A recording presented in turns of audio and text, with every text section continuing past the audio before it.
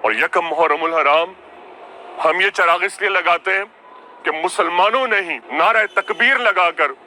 اسی نبی کی اولاد کو پیاسا کاٹ ڈالا۔ آج یہ چراغ اس بات کا ثبوت ہے کہ اللہ پاک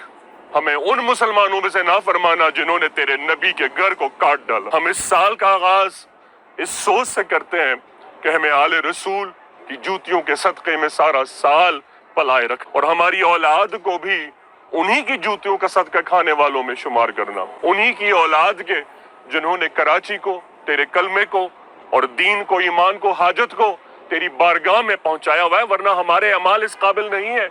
کہ مالک تیرے حضور پیش بھی ہو سکے۔ نہ ہماری نماز اس قابل، نہ ہمارا روزہ اس قابل، نہ ہمارے صدقے اس قابل۔ یہ تو آل رسول کا احسان ہے کہ انہوں نے ہم پر دست شفقت دراز کیا ہے۔ یہ چراغ اس بات کی صدا ہے، جب میں نے 22 سال پہلے دربار امامزادہ پر چراغاں شروع کیا تھا، جب دربار کی دیواریں بھی نہیں تھیں، اور ہم پورے دربار کا چکر لگا کر میں ایک ایک جگہ جا کر وہ چراغ روشن کرتا تھا، اور لوگ دور سے جب یہاں سے گزرتے تھے تو ان کو اندازہ ہو جاتا تھا کہ میرے امامزادہ کی باؤنڈری وال کہاں سے شروع ہوتی ہے، کیونکہ پتھر تھے، باؤنڈری نہیں تھی، اور لوگوں کو چراغ دیکھ کر یکم محرم اندازہ ہوتا تھا یہ امامزادہ کی باؤنڈری ہے۔ آج وہ کنکریٹ کی باؤنڈری وال ہے تو صحیح، لیکن میرے داخلے کے لیے اجازت اس لیے نہیں ہے کیونکہ میں نے یہی بات سارا سال بتائی، اور جو آج بتایا وہ سال بتاتا رہا، اور یہ حق ہے کہ امام نے فرمایا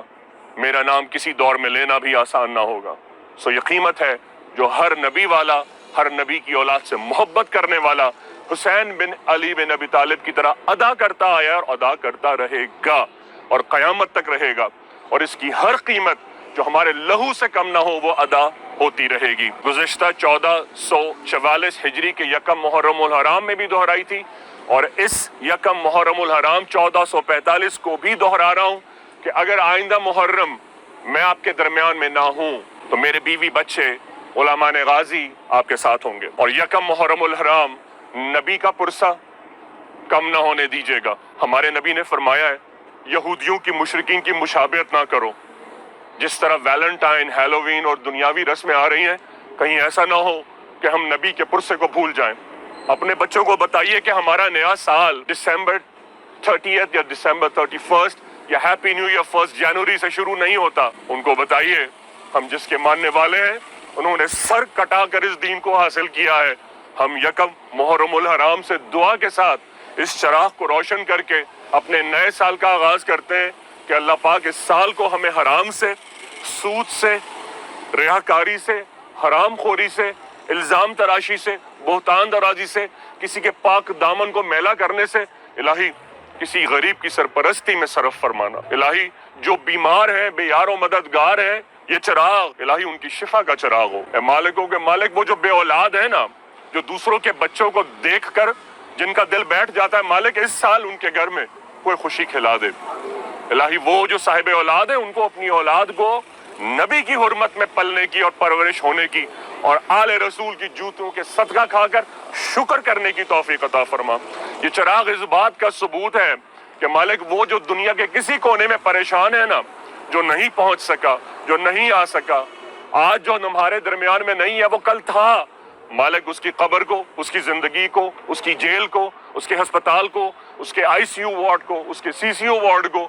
اس کی مقروضہ اس وقت ڈوبی ہوئی قرضوں میں زندگی کو آسان بنا دے۔ وہ تمام لوگ جو اپنے چراغ لے کر آئے ہیں، تو اس سے پہلے کہ آپ اپنا چراغ لگائیں کہ مجھے حج ہو جائے، میں کربلا چلی جاؤں، میں کربلا چلا جاؤں، میرا رزق ہو جائے، مجھے لڑکی مل جائے، مجھے لڑکے مل جائیں، میری بیٹی کی شادی ہو جائے، میرا قرضہ ادا ہو جائے، مجھے بیماریوں سے شفا ہو جائے، آپ ایک چراغ اس کا روشن کریں جس کو آپ نہیں جانتے کہ مالک یہ اس کے نام کا چراغ ہے جس کو میں نہیں جانتا، نہیں جانتی، مالک اس کے جائز حاجات کو قبول فرما لے۔ آپ اس کے بعد جتنے چراغ لگائیں گے وہ اسی چراغ کے صدقے قبول ہوں گے۔ جو کسی کا چراغ روشن کرتا ہے اس کا چراغ کبھی گل ہوا نہیں کرتا، اور یہی بات میں بتاتا تھا جب مجھے پچھلے محرم کو کسی نے اولاد کے لیے 2 چراغ دیے تھے، انہوں نے اگلے سال مجھے 3 چراغ دیے، تو میں حیران نہیں ہوا، مجھے یقین تھا میری دعا ناکارہ لنگڑی لولی ہو سکتی ہے، لیکن مجھے میرے امام کی دعا پر کبھی شک نہیں تھا اور نہ کبھی ہوگا۔ انسان کو شکر کرنا چاہیے اور کرتے رہنا چاہیے۔ آپ نے چراغ اپنا روشن کرنا ہے، اور اس کو روشن کر کے مجھے لا کر دینا ہے۔ آپ نے جو دعا پڑھنی ہے وہ جائز ہونی چاہیے، ناحق نہیں ہونی چاہیے، کیونکہ وہ اگلے محرم سے پہلے انشاءاللہ عز و جل پوری ہوگی، اور اس میں کسی کا حق نہ مارنا ہو،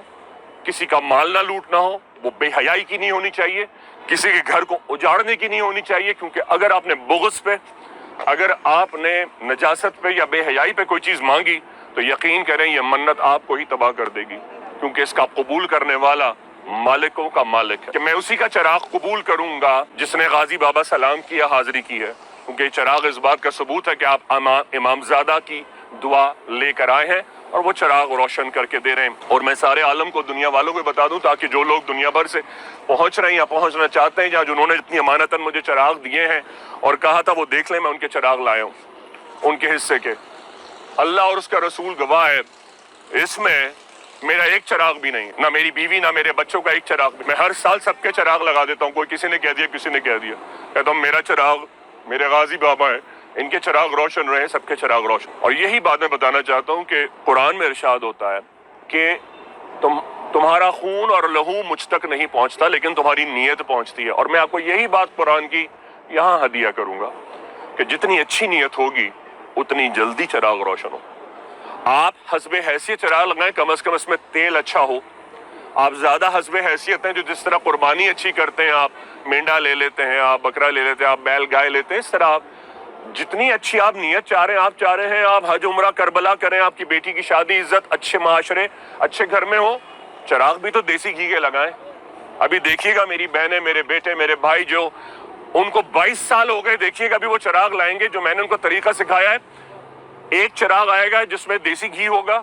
اس میں کلونجی ہوگی اور اس پر پھر زعفران ہوگا، اور وہ عقیدے سے لے کر آئیں گے اور وہ لائیں گے اور روشن کر کے دیں گے۔ یہ وہ صدائیں، یہ وہ مرادیں ہیں جو جلد روشن ہوتی ہے۔ آپ عام سا تیل ڈال کر بھی دے سکتے ہیں، لیکن بات عقیدت اور محبت کی ہے، اس تک نہ تیل پہنچتا ہے، نہ زعفران پہنچے گا، نہ خون پہنچے گا، لیکن آپ کی نیت جائے گی، اور اللہ قیامت کے دن نیت پر ہی فیصلہ کرے گا۔